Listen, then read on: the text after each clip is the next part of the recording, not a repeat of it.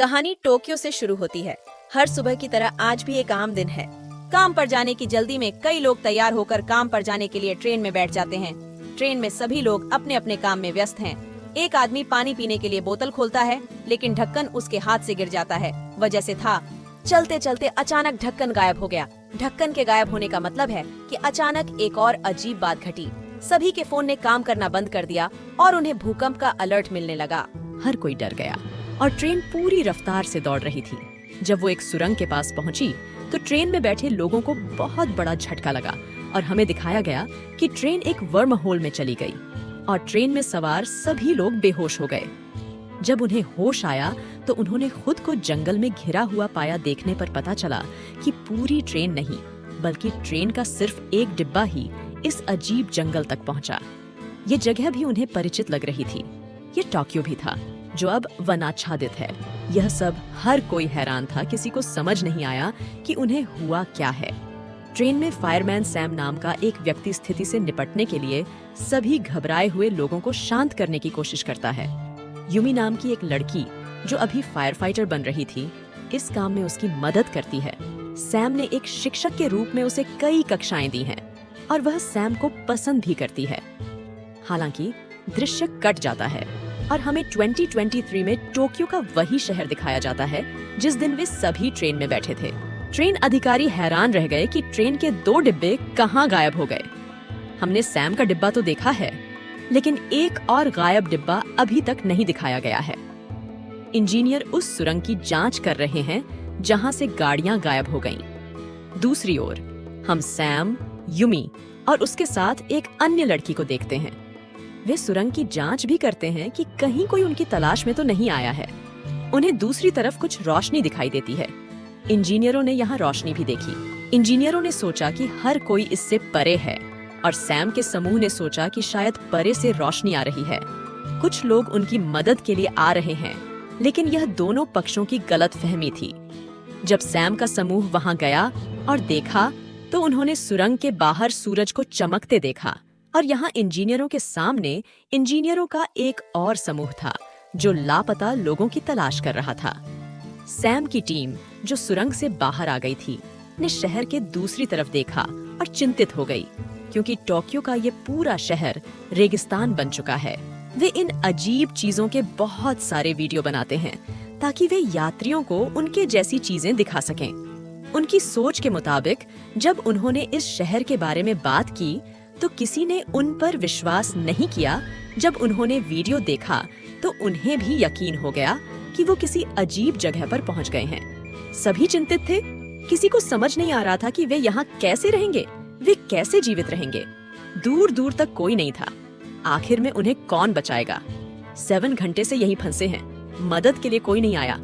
Phone पर कोई signal नहीं है और सभी लोग बहुत भूखे हैं। जिनके पास कुछ नाश्ता था उन्होंने बांटकर अपनी भूख शांत की।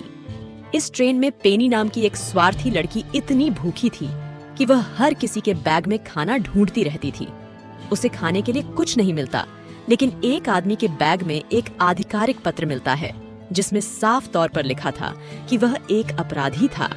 पेनी की नकारात्मक मानसिकता उसे इस निष्कर्ष पर ले जाती है कि ये सभी कार्य अपराधी द्वारा किए गए होंगे। उसने हमें यहाँ फंसाया है ताकि वह अपनी सजा से बचने के लिए सरकार को ब्लैकमेल कर सके। वह सभी को यह बताता है। काशिमा सभी को समझाती है कि यह पत्र मेरा नहीं है, मेरी बात सुनने की कोशिश करो। लेकिन अगर कोई उसकी बात नहीं सुनता तो वह कहता है, ठीक है, मैं जा रहा हूँ। अब यहाँ सभी लोग शांति से रहने लगे। जैसे ही वह डिब्बे से बाहर निकलती है, एक व्लॉगर लड़का सैम और युमी को बताता है कि रीना ने गलती की है। वह हर किसी के बैग से चोरी कर रहा था और मुझे नहीं लगता कि काशिमा कोई अपराधी है। सैम को यह जानकर बुरा लगता है और वह कैशिमा की तलाश करता है। कैशिमा चल रही थी और एक गड्ढे में गिर रही थी, लेकिन समय रहते सैम ने आकर उसे बचा लिया। कैशिमा ने उसे धन्यवाद दिया और कहा कि मैं कोई अपराधी नहीं हूँ, मैं एक बहुत प्रसिद्ध हेयर ड्रेसर हूँ। इससे पहले कि सैम उससे कुछ और पूछता, उसने उसे चुप करा दिया। यानी उसने अभी तक उसे अपराधी के पत्र के बारे में नहीं बताया है। चिंता में रात हो रही है। ज्यादातर लोग सो गए, लेकिन उनमें से बहुतों को उनके ख्याल नहीं छूटे। सुबह होती है और हर कोई ठीक हो रहा है। सैम धीरे धीरे सभी की मदद करने की कोशिश करता है और कैशिमा को उसके रवैये पर गुस्सा आता है। कोई व्यक्ति बिना कुछ लिए इतना अच्छा कैसे हो सकता है? उससे पूछो, तुम सबकी मदद क्यों कर रहे हो? समस्या क्या है? सैम कहता है, कोई बात नहीं, लेकिन मुझे अपराध बोध है कि मैं इसे खत्म करने के लिए सब कुछ करता हूँ। मेरे एक बहुत अच्छे दोस्त का पैर दरअसल मेरी वजह से टूट गया और उस पछतावे को खत्म करने के लिए मैंने उस दिन खुद से वादा किया कि जब भी मुझे जरूरत होगी मैं मदद करूंगा। सैम के अतीत की कहानी सुनकर कैशिमर को भी अपने भाई की याद आती है। जब वे दोनों छोटे थे तो गरीब होते हुए भी कितने प्रेम से रहते थे, लेकिन कैशिमा ने अपने भाई के लिए अपना जीवन बलिदान कर दिया। उन्होंने अपने भाई को बेहतर जिंदगी देने के लिए बहुत मेहनत की और एक मशहूर हेयर ड्रेसर बन गईं। लेकिन उन्होंने अपने भाई की सभी इच्छाएं पूरी की। इतना काम करने के कारण एक चीज की कमी महसूस हुई, उसके पास अपने भाई की देखभाल करने का समय नहीं था और वह अपराधी बन गई। काशिमा को पता नहीं था, दरअसल कैशी के पास जो आपराधिक पत्र था वह उसके भाई का था। कुछ दिनों बाद उसकी जमानत होने वाली थी और वह उसे लेने के लिए ट्रेन में था। अब सभी यात्री ट्रेन से जा चुके हैं। वे जानते हैं कि उन्हें खाना भी है और व्यवस्था भी करनी है। वे खाने पीने की तलाश में जंगल में बहुत दूर चले गए और एक मीनार पर पहुंचे। हर कोई हैरान था क्योंकि उस टावर को 2026 में पूरा होना था और वे 2023 में आए। इस टावर के बारे में सभी ने बहुत कुछ सुन रखा था, लेकिन यह देखकर भी उन्हें इस बात का एहसास नहीं हुआ कि वे भविष्य में आए हैं। वे नहीं जानते कि भविष्य कितना दूर है। इस ट्रेन में एक जीव विज्ञानी था जिसने इस जंगल में एक ऐसा पौधा खोजा जो 30 साल बाद 2023 से उगने वाला है। उनका अनुमान है कि वे कम से कम 40 साल पहले आए थे। उनका समय और ये बात उन्हें चिंतित करती है। क्या आने वाले सालों में दुनिया की हालत इतनी खराब हो जाएगी? उन्होंने सोचा भी नहीं। एक दृश्य में वर्ष 2023 को दर्शाया गया है जब यह बग्गी आई थी। उन वैज्ञानिकों ने बहुत खोजा, लेकिन वह डिब्बा नहीं मिला। सरकार को बताने में इतनी लाचारी है कि चलती ट्रेन के 2 डिब्बे गायब हो गए हैं। जहां सैकड़ों लोग थे वो भी गायब थे और कुछ भी नहीं मिला। दृश्य भविष्य की याद दिलाते हैं जहां लोग पागल हो रहे हैं क्योंकि उनके पास पीने के लिए पानी तक नहीं है। इसी समय सैम एक योजना बनाता है और एक बड़ी पॉलिथीन उठाता है और डिब्बे की छत पर रख देता है। कुछ नहीं, बस पानी की कुछ बूंदें इकट्ठी कर लेनी चाहिए थी, लेकिन उसकी योजना भी विफल हो गई। सुबह हो गई, अगला दिन आ गया। जीव विज्ञानी क्षेत्र का पता लगाने के लिए जाता है और उसे एक फूल मिलता है जो पानी के बहुत करीब उगता है। यह देखकर वह समझ गया कि पास में ही कोई झरना या नदी है। यह सुनकर सैम फैसला करता है कि अगर यहाँ कोई झरना या नदी होगी तो वह उसे ढूंढ लेगा ताकि उसके साथ ही उससे अपनी प्यास बुझा सकें। जीव विज्ञानी, कैशिमा और युमी उनके साथ हैं। चलते चलते वे एक बहुत बड़े पहाड़ पर पहुंचे। पहाड़ है तो बारिश की संभावना तो है, लेकिन इतने ऊंचे और खड़े पहाड़ पर कौन चढ़ेगा और कैसे? ऐसा करने के लिए वे सभी मिलकर एक रस्सी बनाते हैं और सैम, जो एक फायर फाइटर है और रस्सियों के सहारे दीवारों पर चढ़ने का काफी अनुभव रखता है, इस पहाड़ पर चढ़ता है। अंततः उन्हें पानी मिल गया। वे खुश हैं। सैम पहाड़ से दूर देखने लगा। वह स्थान समुद्र में बदल गया जहां टोक्यो की प्रसिद्ध इमारतें खड़ी थीं, और उसने अपने साथियों से कहा, भविष्य में क्या होने वाला है? इस बात से सभी लोग अधिक चिंतित हो गए। यह संसार इतना नष्ट हो जाएगा। एक और दिन खत्म हुआ। रात हुई और दनका नाम का एक आदमी डिब्बे से बाहर आया। वह अपना काम कर रहा था, तभी किसी ने उस पर हमला कर दिया। उसने खुद को उसके हमले से तो बचा लिया, लेकिन बाहर जाकर अपने साथियों को बताया। किसी को उस पर विश्वास नहीं हुआ कि उसने यहाँ एक आदमी को देखा है, क्योंकि वे इतने समय से लगातार यहीं तलाश कर रहे थे। उन्हें यहाँ कोई व्यक्ति नहीं मिला। हालांकि आज बारिश शुरू हो गई और उन्हें बारिश से शांति मिली। पहले पीने का पानी, नहाने का पानी और आखिरकार उनके साथ कुछ अच्छा हुआ। बेचारा जीव विज्ञानी अपने काम में व्यस्त था। यहाँ वह किसी ऐसी चीज की तलाश में था जिसे लोग खा सकें, पी सकें और रह सकें। अन्य लोग भी उसके काम में मदद करने का निर्णय लेते हैं। यहाँ हम देखते हैं कि जब रेना और युमी जामुन की तलाश में हैं, तो युमी गलती से कुछ जहरीले जामुन खा लेती है। यदि लोग इन्हें खाएंगे तो मर जाएंगे। सैम उसकी खराब सेहत को देखकर काफी चिंतित हो जाता है और यहाँ हमें लगता है कि सैम भी उसे पसंद करता है। हालांकि हर कोई उसे डिब्बे में ले जाता है, वे उसके साथ थोड़ा व्यवहार करते हैं और यहाँ हर कोई उसका ख्याल रखता है जैसे हर कोई उसका परिवार है। ये लोग एक साथ रहते थे और एक परिवार की तरह बन गए थे। यूमी की हालत देखकर हर कोई समझ गया कि अगर वह ऐसे ही बैठी रहेगी, यदि तुम परिश्रम नहीं करोगे तो भूख प्यास से मर जाओगे। जीने के लिए कुछ तो करना ही पड़ेगा। क्यों? उन्होंने अगले दिन से काम करने का फैसला किया। यहाँ कुछ लोगों को भोजन मिला, कुछ ने व्यंजन बनाए और आज उन्होंने बहुत काम किया। उन्हें बहुत कुछ खाने को मिलता है, लेकिन इतना कुछ करने के बाद भी वे खुश नहीं होते हैं। उन्हें एहसास हुआ कि उन्होंने अपने भोजन में कुछ जहरीले जामुन एकत्र कर लिए हैं। इस बिंदु पर कैशिमा को संदेह है कि शायद उन्होंने जामुन एकत्र नहीं किए और तनाका ने जामुन को उनके भोजन में मिला दिया, जिसे उन्होंने अपने डिब्बे से बाहर निकाल लिया क्योंकि उसने कैशिमा की कैंची चुरा ली थी। वे उस आदमी को ढूंढने गए। सैम पूरी रात जंगल में भटकता रहता है और उसे तनाका तो नहीं मिलता, लेकिन कैशिमा की कैंची मिल जाती है। जीव विज्ञानी जो प्रतिदिन उनके लिए कुछ न कुछ उपयोगी कार्य करता था, उन्होंने क्षेत्र का अध्ययन करते समय उन्हें बताया कि निश्चित रूप से यह उनके ज्ञान और स्थान की संरचना के अनुसार है। पास में कोई नदी होनी चाहिए और अगर नदी होगी तो उनकी पानी की सारी जरूरतें पूरी हो जाएंगी और वे वहां से मछली पकड़ सकते हैं। क्या बढ़िया विचार है। हर किसी को अपने विचारों पर काम करने के लिए प्रेरित करने का अर्थ है प्रवाह खोजना और रास्ते में कोई जीव विज्ञानी पर हमला कर देता है और उसे वापस डिब्बे में लाया जाता है। वे उसका इलाज करते हैं, लेकिन वह बहुत दर्द में है। सभी को यह भी पता चला कि तनाका झूठ नहीं बोल रहा था। इस शहर में और भी लोग थे। हमले के बाद तनाका उनके डिब्बे में आता है और सभी को बताता है अगर वे उसे इस डिब्बे में रहने दें तो वह बहुत काम आ सकता है। वह एक सुरक्षा कंपनी में काम करता है और उसे जाल बिछाने का काफी अनुभव है और वह इन लोगों के लिए जाल बनाएगा ताकि वे सुरक्षित रह सकें। हर कोई सहमत है। खैर, आज सभी लोग अपने नियमित कार्य ऐसे कर रहे थे मानो उन्हें यह जीवन स्वीकार हो। कैशिमा रीना के बाल काटती है और उसके काम का आनंद लेती है। वे जंगल गए, भोजन ढूंढा और सामान्य दिन बिताया। अगले दिन यूमी और सैम को अपनी बग्गी के पास एक बच्चा दिखाई देता है। बच्चा भागने लगता है और वे बच्चे का पीछा करते हैं। बच्चे ने दौड़ते हुए उन्हें नदी तक पहुंचने में मदद की। नदी पार करने के बाद बच्चा आगे बढ़ता है और वह उन्हें इंतजार करने के लिए कहता है। काशिमा उन्हें ढूंढने यहाँ आई। रात हो गई, लेकिन लड़का वापस नहीं लौटा। जब वे आगे बढ़े तो उन्हें एक और डिब्बा मिला जिसके बारे में हम पहले से ही जानते हैं। इसमें 2 डिब्बे हैं, एक सैम का है और दूसरा इसका। दूसरे डिब्बे के लोग उनसे काफी आगे थे और उन्होंने कई इंतजाम किए थे। वे युतो को ढूंढते हैं जो उनका नेता था। सैम युतो को बताता है कि उनमें से एक ने उनके जीव विज्ञानी पर हमला किया था। क्षमा प्रार्थी युतो के पास बहस करने का समय नहीं था, इसलिए उन्होंने महत्वपूर्ण जानकारी साझा की।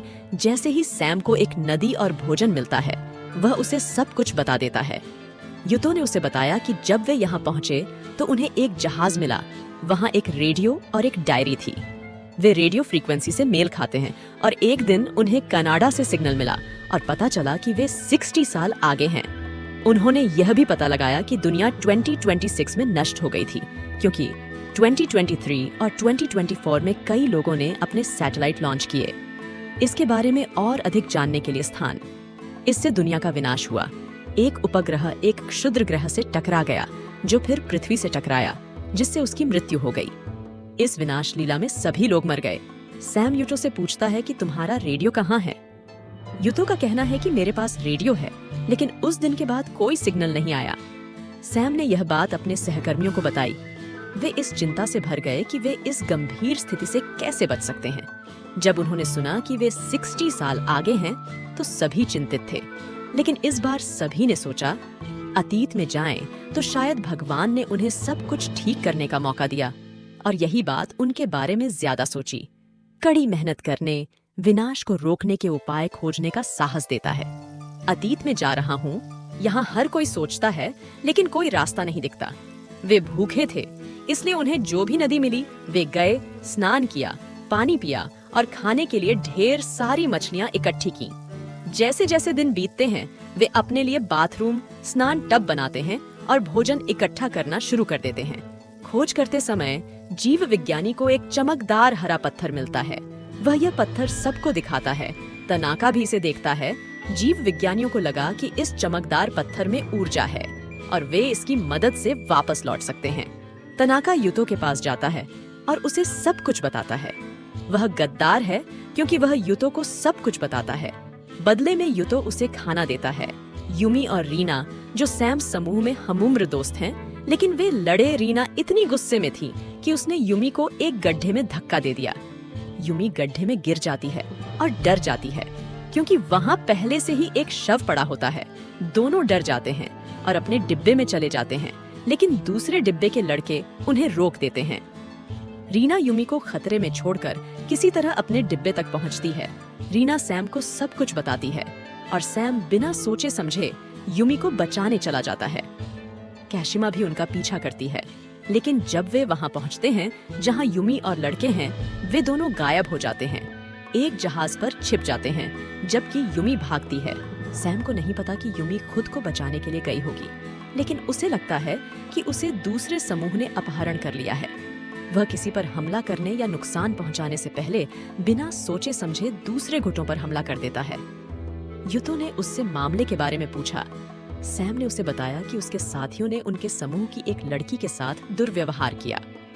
यह सुनकर वह अपने साथी की ओर से माफी मांगता है और उन्हें आश्वासन देता है कि वह युमी का पता लगाएगा और उसे उनके स्थान पर लाएगा। लेकिन सैम युतो पर विश्वास नहीं करता क्योंकि उसे लगता है कि युमी और रीना ने जो शव देखे थे वे उनकी टीम के हैं, जिसे युतो ने मार डाला था। युतो का कहना है कि वह आपके समूह से नहीं है, लेकिन वह हमारे समूह से है। जब हम यहाँ आए तो वह घबरा गया और पागलों की तरह सब पर हमला करने लगा। यहाँ तक कि मुझ पर हमला भी किया और मैंने अपने बचाव में उस पर चाकू से हमला कर दिया और वह अनजाने में मारा गया। मेरी बहादुरी के कारण सभी लोग मुझे नेता मानने लगे। हमले से बचने के लिए दूसरे समूह के स्थान पर जाने के बाद कैशिमा और सैम अपने अपार्टमेंट में लौट आते हैं। इससे उन्हें डर था कि कहीं दूसरे गुट उन पर हमला न कर दें। वे अपनी सुरक्षा के लिए हथियार बनाने का निर्णय लेते हैं। युटो उसी जहाज पर जाता है जहां उसे रेडियो मिला था। उसे कम ही पता है कि युमेओ इस जहाज पर एक छोटे से बक्से में छिपा हुआ है। वह रेडियो पर किसी से बात करता है, लेकिन रूमी उसका झूठ पकड़ लेती है कि वह किसी से बात नहीं कर रहा है और केबल कट जाने के कारण रेडियो काम नहीं कर सकता। वह उससे पूछता है कि तुम यह नाटक क्यों कर रही हो, तुम्हें इससे क्या मिलता है। युमी को सच्चाई पता है। युतो का कहना है कि मैं नेता बनना चाहता हूँ, इसलिए मैं ऐसा नाटक करता हूँ। मैं अतीत में नहीं जाना चाहता, किसी को मेरी परवाह नहीं है। यहाँ हर कोई मुझे नेता मान रहा है और मैं इससे खुश हूँ, लेकिन युमी कहती है कि मैं सबको तुम्हारी सच्चाई बताने जा रही हूँ। युतो खुद को बेनकाब पाकर भयभीत है। भयभीत होकर उसने युमी को बांध दिया और उसे बंद कर दिया। दृश्य कट जाता है और हम सैम और उसके दोस्तों को देखते हैं बहुत से हथियार बनाए जिनसे वे लड़ेंगे, क्योंकि जैसा कि वादा किया गया था, युतो ने युमी को वापस नहीं किया या वह उसे नहीं ढूंढ सका, इसलिए वे उन पर हमला करेंगे। एक महिला उससे कहती है कि हमला करना ठीक है, मैं टीम के साथ हूँ, लेकिन होशियार रहो, दूसरी टीम मजबूत है, वे हम पर हमला करेंगे और हमारे गैराज को नष्ट कर देंगे और हम इस छोटी सी जगह को खो देंगे, इसलिए हमें युद्ध से पहले एक सुरक्षित जगह ढूंढ लेनी चाहिए।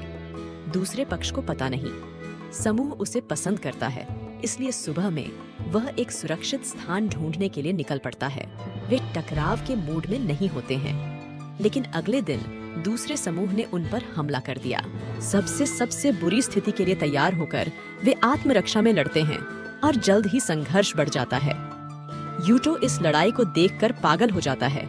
अगर वे एक दूसरे को मार देंगे तो कौन सोचेगा कि वह नेता है। वह चिल्लाता है और लड़ाई रोकने की कोशिश करता है, लेकिन वे नहीं रुकते।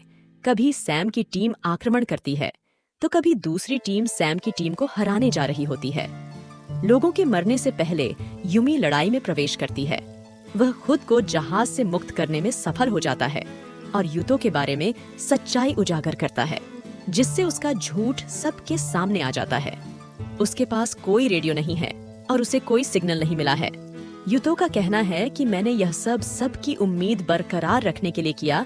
किसी को हारना नहीं चाहिए और अगर कोई हार मान लेता है तो वह खुद को खत्म कर सकता है। यूटो को जो कहना था वह सैम को पसंद आया, लेकिन यूटो ने नेता नहीं बनने का फैसला किया। उन्होंने यहाँ एक डायरी छोड़ी थी। उन्होंने इस डायरी में वह सब कुछ लिखा जो यूटो ने उन्हें बताया था कि वह रेडियो लाइक से सीख सकते हैं। वे वर्ष 2060 में थे। 2026 में दुनिया नष्ट हो गई, और ऐसा क्यों हुआ? इस डायरी में सब कुछ लिखा हुआ था। ये डायरी उन्हें जहाज से मिली महिला और जीव विज्ञानी जो कहीं और तलाश कर रहे थे। उन्हें कई हरे चमकते पत्थरों का एक टावर मिला। यह दृश्य कट जाता है और हमें वर्ष 2023 दिखाया जाता है। ट्रेन के गायब होने का रहस्य जानने में जुटा एक वैज्ञानिक सुरंग का अध्ययन कर रहा था। जब वह फुटेज देखता है तो उसे पता चलता है कि जब बोगियां गायब हुईं, तो सुरंग में एक वर्म होल था जो एक सुपरनोवा विस्फोट के कारण हुआ था। दरअसल सुपरनोवा विस्फोट तब होता है जब विशाल तारे अपने जीवन चक्र के अंत तक पहुंच जाते हैं। तभी उसके मूल से कुछ ऊर्जा निकली जिससे एक बड़ा विस्फोट हुआ, और उसके कारण एक वर्म होल था जिसने 2023 और 2060 की समय सीमाएं बनाई। वैज्ञानिकों ने इस रहस्य को सुलझा लिया था, लेकिन सैम अभी भी इसे पूरी तरह से नहीं समझ पाए थे। जब वे डायरी का अध्ययन कर रहे थे तो उन्हें सुपरनोवा विस्फोट के बारे में जानने में देर नहीं लगी। यहाँ बैठा एक विज्ञान शिक्षक सभी को सुपरनोवा विस्फोटों के बारे में बताता है कि यह विस्फोट तब होता है जब कोई ग्रह बूढ़ा हो जाता है और अचानक मरते हुए एक बड़ा तूफान आता है और सभी लोग अपने डिब्बे में लौट आते हैं। तनाका ने फैसला किया कि वह खुद को बचाने के लिए आपातकालीन द्वार खोलेगा और सुरंग में जाएगा। जब उन्होंने आपातकालीन गेट खोला तो उन्हें दूसरी तरफ एक बड़ा वर्म होल दिखाई दिया जो धीरे धीरे हर चीज को खींच रही है, यहाँ तक कि तनाका द्वारा बनाई गई एक छोटी सी गुड़िया को भी। अचानक तूफान रुक जाता है और वर्म होल भी रुक जाता है। दूसरी ओर हम एक जासूस को ट्रेन चलाते हुए देखते हैं। वे अपने मामले का अध्ययन कर रहे थे कि उनके पास एक तनाका गुड़िया थी जो टी वर्म होल के कारण गिर गई थी। उन्होंने यह भी पता लगा लिया कि वर्म होल से वापस कैसे निकला जाए। वापस जाने के लिए उन्हें एक वर्म होल बनाना पड़ा, जिसके लिए उन्हें एक विशेष रेडियोधर्मी पत्थर और एक विशाल शक्ति स्रोत की आवश्यकता थी। पावर स्टेशन भले ही इस कस्बे में हो, लेकिन उसे ढूंढना मुश्किल ही नहीं नामुमकिन था। वे सभी एक साथ काम करते हैं और एक पावर स्टेशन ढूंढते हैं जो जमीन में इस तरह दबा हुआ था जैसे कि इसका कभी उपयोग ही नहीं किया गया हो। बिजली संयंत्र को अक्षम करने के बाद वे हरे पत्थरों को सक्रिय करते हैं, जिससे एक बड़ा तूफान शुरू हो जाता है। इस वर्महोल को देखकर हर कोई बहुत खुश हुआ। साथ ही वर्महोल का निर्माण भी किया। जिस व्यक्ति को वापस जाना होता है वह इस डिब्बे के अंदर आ जाता है। वे तनाका को अंदर आने के लिए कहते हैं, लेकिन तनाका वापस नहीं जाना चाहता। वह कहता है, नहीं, मैं यहाँ खुश हूँ। अंत में अलविदा कहता है और ट्रेन का दरवाजा बंद कर देता है। ट्रेन को एक जोरदार झटका लगता है और अचानक वे अपनी टाइमलाइन पर वापस आ जाते हैं। वे पहले की तरह बेहोश हैं। जब उन्हें होश आता है तो कोई उन्हें कार से मार रहा होता है। जब वे बाहर आते हैं तो पाते हैं कि वे 2023 के बजाय 2026 पर पहुंच गए हैं, और ये वही साल है जब ये दुनिया खत्म हो जाएगी। दुनिया को बचाने के लिए बहुत कम समय बचा है। यहाँ हर कोई तुरंत दूसरों को दुनिया के आसन्न विनाश की चेतावनी देता है। हमें इसे बर्बाद होने से बचाना चाहिए। भविष्य से जो चीजें लाते हैं वो दिखाते हैं। वे अपने वीडियो दिखाते हैं ताकि वे उन पर विश्वास करें। जिन शब्दों पर उन्होंने क्लिक किया वे वही थे, लेकिन किसी ने विश्वास नहीं किया क्योंकि उन्हें लगा कि किसी बड़ी दुर्घटना के कारण उनकी मानसिक स्थिति खराब हो गई है। यह खबर भी वायरल हुई कि ट्रेन के डिब्बे 2023 में गायब हो गए और 2026 में अचानक आ गए। यह सुनिश्चित करने के लिए कि वे वास्तव में वही व्यक्ति हैं जो लापता हो गए थे, वे एक चिकित्सीय परीक्षण से गुजरते हैं जहां उनकी बातों पर अविश्वास किया जाता है। इस बात का पता वैज्ञानिक को चल गया। उनकी मुलाकात एक सुपरनोवा विस्फोट से होती है। वही महिला जो ऊंचे पद पर थी, उसने अपने प्रभाव और संसाधनों का इस्तेमाल कर रक्षा मंत्री से मुलाकात कराई। वह उसे हर चीज के बारे में बताता है, सारी जानकारी जो उसे 2060 में मिली थी। उनकी बात ध्यान से सुनकर रक्षा मंत्री उन्हें बताते हैं कि एक क्षुद्र ग्रह पृथ्वी से टकराने वाला है और वे इसे नष्ट करने के लिए एक मिसाइल बना रहे हैं और इसे अंतरिक्ष में नष्ट कर देंगे। सुपरनोवा विस्फोट से मिले, दुनिया को नुकसान मत पहुंचाओ और दुनिया सुरक्षित रहेगी। ये जानकर इस महिला को भी कुछ शांति मिलती है। उन्होंने यह सब अपनी टीम के सदस्यों को बताया। हालांकि उसे सुनकर उन्हें कुछ राहत मिली, लेकिन उन्हें संदेह हुआ। उन्होंने जो देखा उस पर पूरी तरह विश्वास करना कठिन था। अंततः वह दिन आ गया जिस दिन क्षुद्र ग्रह पृथ्वी से टकराने के लिए तैयार होगा। सबकी सांसें अटक गईं। सब एक दूसरे से ऐसे मिले जैसे फिर कभी न मिलेंगे। उन्हें संदेह है कि क्या दुनिया सचमुच सुरक्षित रहेगी। आसमान में मिसाइल कहाँ जा रही है, इस खबर पर हर कोई तब तक नजर रख रहा था। उनका गला तब तक घुटता रहता है जब तक उन्हें यह राहत भरी खबर नहीं मिलती कि मिसाइल ने क्षुद्र ग्रह को सफलतापूर्वक नष्ट कर दिया है। अंत में पृथ्वी को बचाए जाने और उसकी वास्तविक स्थिति सामने आने के साथ सीजन समाप्त हो गया।